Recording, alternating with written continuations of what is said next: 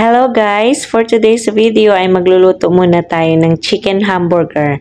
Requested kasi ito ng amo ko at paborito niya itong kainin kaya isi-share ko ito sa inyo ang mga simpleng recipe na pwede ninyong gayahin at pwede rin ninyo itong pagkakakitaan.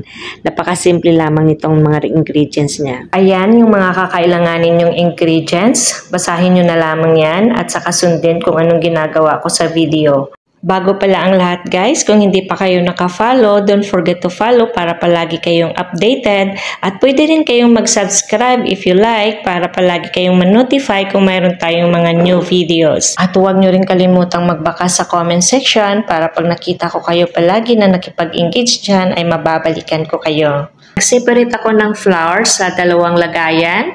Ang isa mamaya ay lalagyan natin ng sparkling water at ang isa ay para sa dry na ikukuting natin dyan sa chicken na nilagay natin sa refrigerator ng 3 oras.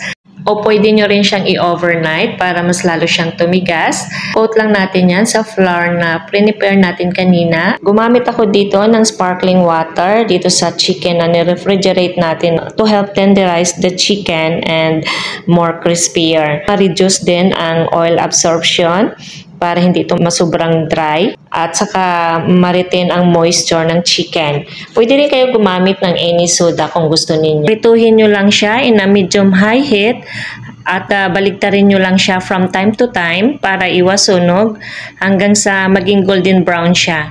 After na maluto na siya, pwede niyo i-prepare ang mga toppings na gagamitin natin dito mamaya at ito yung mga kakailanganin natin.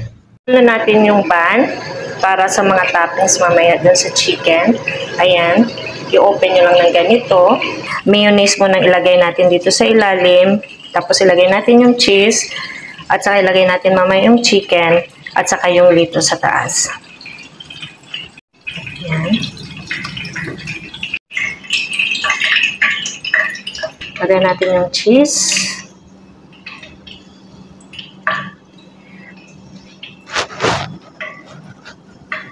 So, ito na siya. So, ilagay na natin to sa oven. Lutuin lang natin ito ng mga 5 minutes sa oven o di kaya sa air fryer.